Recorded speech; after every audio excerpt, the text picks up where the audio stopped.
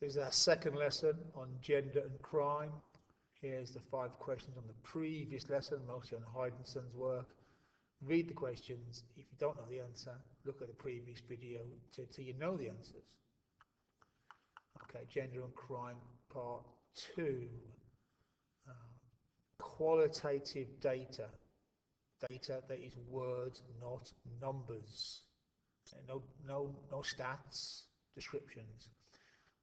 Watching people, observation, unstructured interview, a conversation, not a list of questions.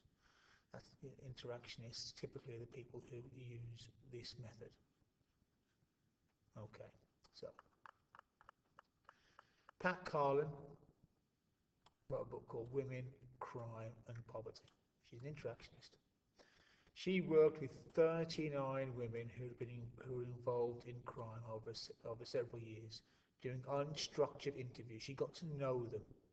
She got to talk to them in great depth. And by using this approach, she discovered all of these 39 women had something in common. They'd had really awful earlier life experiences linked around poverty. They'd been very poor, or they were very poor. They'd been poor for a long time. Perhaps they had kids, and their kids had been taken into care. They'd become drug abusers. They'd become prostitutes. So their crime was linked to their poverty and their experience, their long-term experience of poverty. And Paula went on to use the idea of control theory to try and explain this. So you take your typical street prostitute, who's also a drug abuser. She's not under social control because she has no connection with her community. She doesn't know her neighbours. She's not friends with her neighbours. She has no friends or family in the area. If you do have a connection with your community, you're less likely to commit a crime. She has nothing to lose. People with something to lose, a family, a house, whatever it is, are less likely to commit a crime. Women like this, Carla said, don't have anything really to lose. They've lost everything. Involvement, friends, going to local community groups. If you feel like you're part of a community, you're less likely to commit crime. These women have no involvement in their whole communities. Commitment. If you agree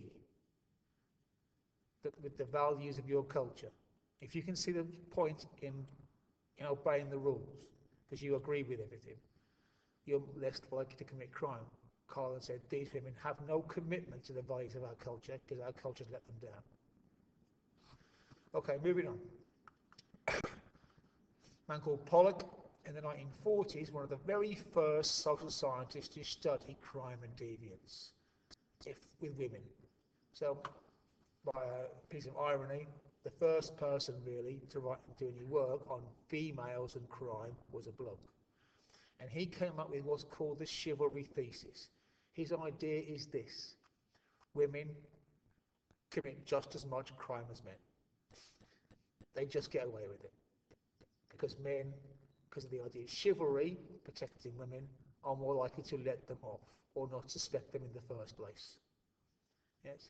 So he came up with this in the 1940s. The book was came out in 1950. The chivalry thesis: women do commit crime, they just get away with it because of our culture's attitudes towards females. Now, first attempt, any sort of research on crime for women.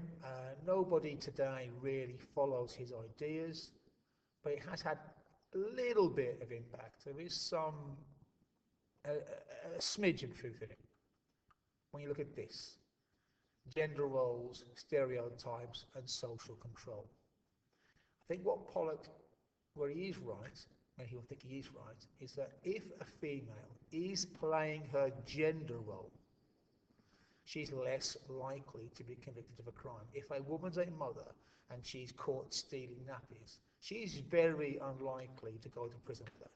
If the shopkeeper catches her, he's more likely to let her off.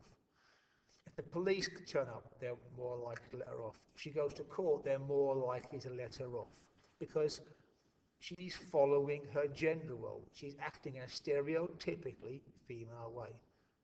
She's still under our social control. That's what gender roles are, especially to feminists. Yeah. So if you look at street prostitutes, they're the opposite. They are not following gender role, therefore they're treated more harshly. Whereas a woman who is following her gender role is likely to be treated more leniently by, well, everybody. And lastly, many people think these days that there's a connection between the way we bring up boys, the way we expect men to behave, masculinity, and crime. The argument is if we raise boys, if we expect men to be violent, of course they're going to be violent. Therefore, the way we're raising kids is part of the problem. It's called toxic masculinity.